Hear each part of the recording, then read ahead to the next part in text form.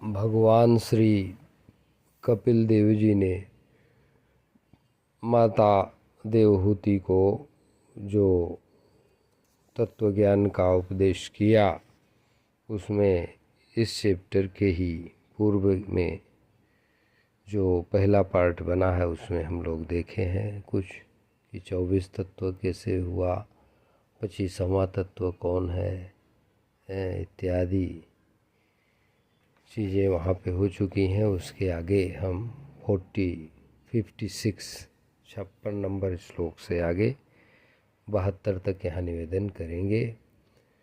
और यहाँ संस्कृत में लिखा हुआ है और उसका अनुवाद हमने किया है। अपना प्रयास जिसको अपनी वाणी को पवित्र करने के लिए यहाँ पे निवेदन कर रहे हैं, आप लोग सुने।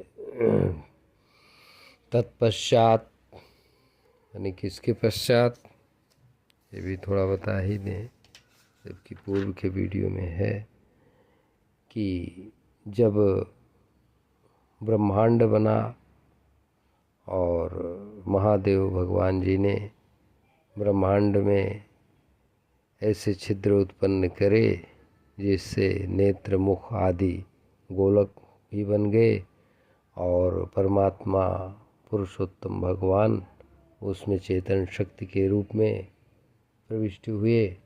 और तब विराट पुरुष सहस्र शीर्षा पुरुषा ये उत्पन्न हुए। उसके बाद तत्पश्चात विराज पुरुष की त्वचा बनी, फिर रोम मूछ दाढ़ी और सिर के बाल हुए उत्पन्न। तत्पश्चात त्वचा की अभिमानी औषधियाँ बनी, फिर पुल्लिंगवाचक पहचान चिन्ह। तब उसमें वीर्य और लिंग अभिमानी जल बना प्रकट हुआ। गुदा तदैव, गुदा से प्रकट हुए अपान वायु और उसके अभिमानी लोक भयंकर मृत्यु देवा। तब उस विराट पुरुष के 2 हाथ प्रकट हुए, उनमें बल सहित इंद्रदेव। फिर उनमें चरण प्रकट हुए, उनसे गति और अधिष्ठात्र विष्णुदेव। इसी प्रकार विराट पुरुष की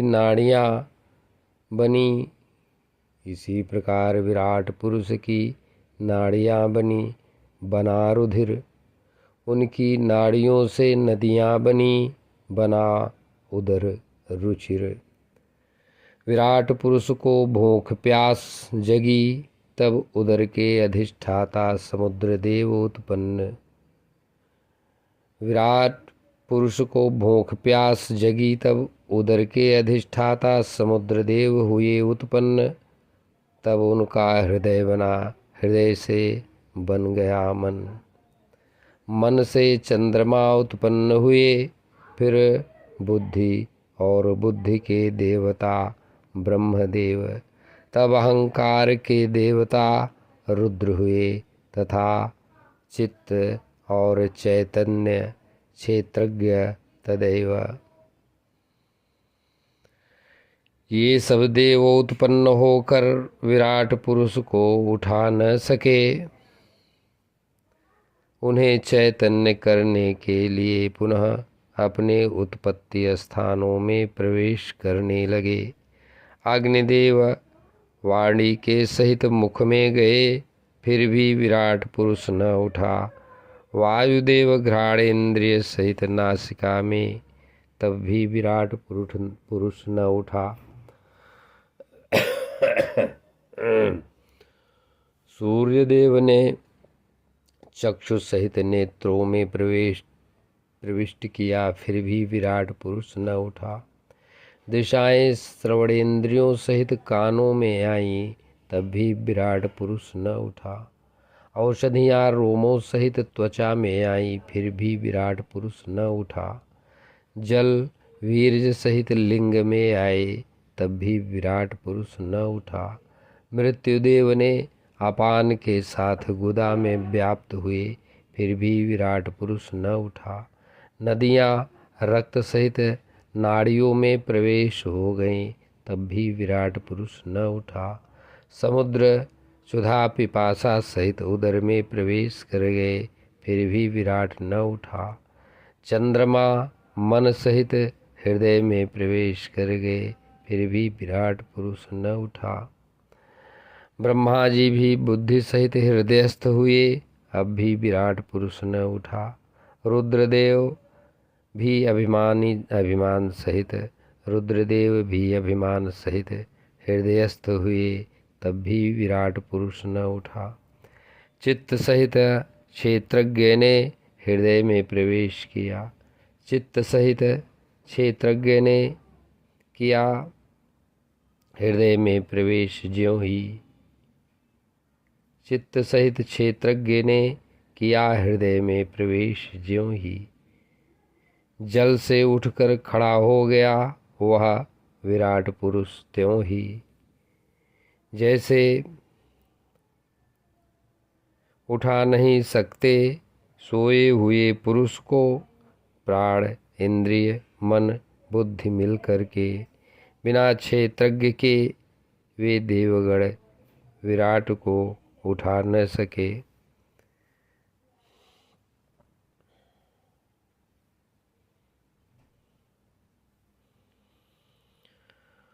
बिना क्षेत्रज्ञ के वे देवगण विराट को उठा न सके, मात्र अपने बल से। अतः अपने में विराजमान इस परमात्मा स्वरूप क्षेत्रज्ञ में लगकर बुद्धि को संयुक्त करना चाहिए। अतः अपने में विराजमान इस परमात्मा स्वरूप क्षेत्रज्ञ में बुद्धि को संयुक्त करना चाहिए।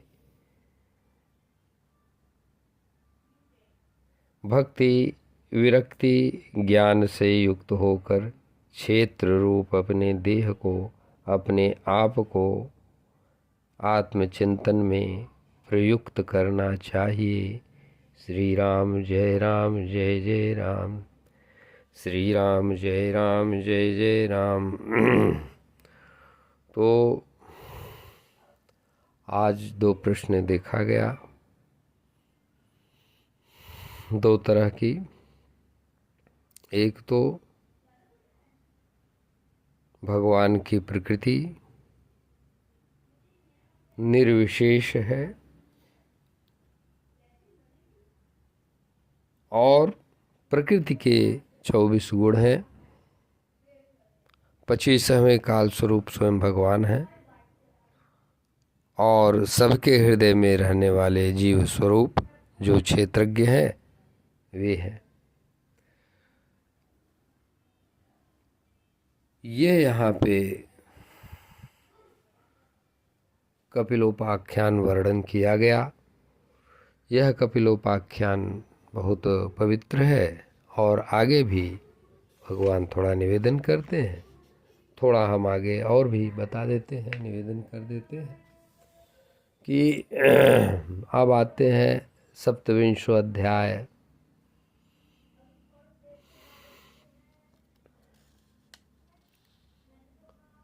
इस अध्याय में हम निवेदन करेंगे, 26वां अध्याय हो गया, 27वें अध्याय में ये निवेदन क्या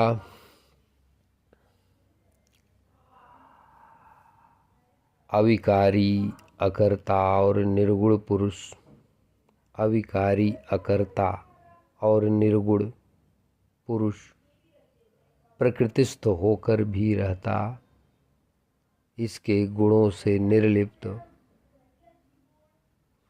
जैसे सूर्य का प्रतिबिंब जल में दिखता है परंतु नहीं होता, जल के गुणों से लिप्त।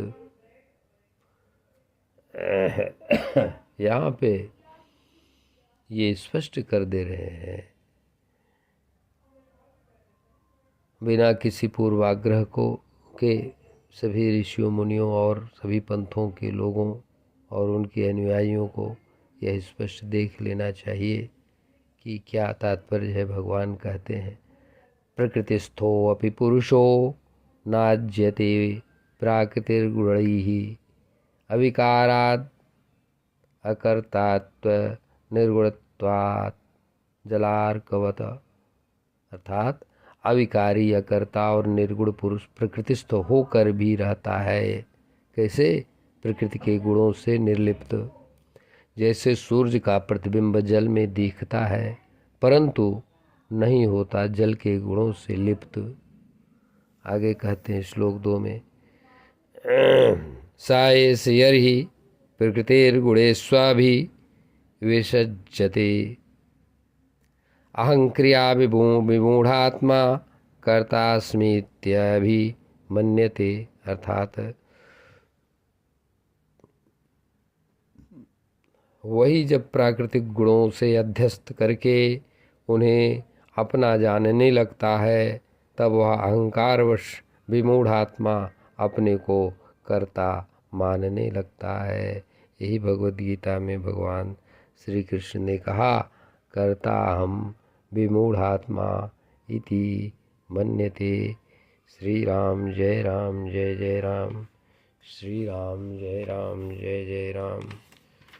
श्री राम जय राम जय जय राम। श्री राम जय राम जय जय राम। श्री राम जय राम जय जय राम।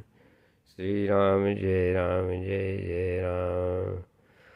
अरे तेन संसार पदवीम अवशो अभ्येत्य निर्वृतः प्रासंगिकैः कर्मदोषैः सदसन्मिश्रयोनिषु।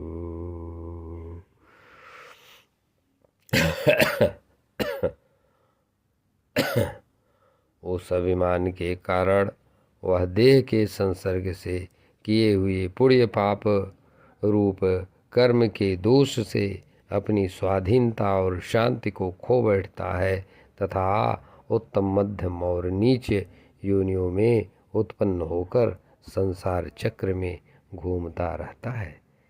यह हम ही सब लोगों के लिए कहा गया है। हम ही लोग संसार चक्र में घूमते रहते हैं, घूम रहे हैं न जाने कितने दिनों से। तो क्यों घूम रहे हैं? और कबीरदास ने क्या कहा? पूरा हुआ बिसाहुणा बहुर ने आवो हट। बाजार में इतनी भीड़ होती है, धक्का मुक्की लगता है, लेकिन लोग अपनी चीज़ों को खरीदने के लिए उसी में पड़े रहते हैं। वो कहते हैं पूरा हुआ बिसाहुणा, माने खरीदारी पूरी हो गई, परचेजिंग माने शॉपिंग। बहुर ने आवो हट। अब बाजार का हमको ठोकर नहीं खाने का है, ऐसा। तो जो संसार चक्र में घूम रहे हैं, ऐसा नहीं कि खूब आनंद ले रहे हैं। अगर सब आनंद खूब ले रहे होते तो जो यूट्यूब वीडियो लोग बनाते हैं ना, उसमें वो वर्णन करते उसी चीज़ का कि ये आनंद मैंने लिया, वो आनंद मैंने लिया है, और दिखाते कि हाँ ऐसे आनंद लिया। लेकिन आनंद लेने का, आनंद मिलने का, आनंद उसका कोई वो नहीं होता। हाँ, और चाहते आनंद है, चाहते आनंद है। इस प्रकार से यहाँ तक का वर्णन किया। सप्तविंशो 27वें अध्याय के श्लोक 3 तक और 26वें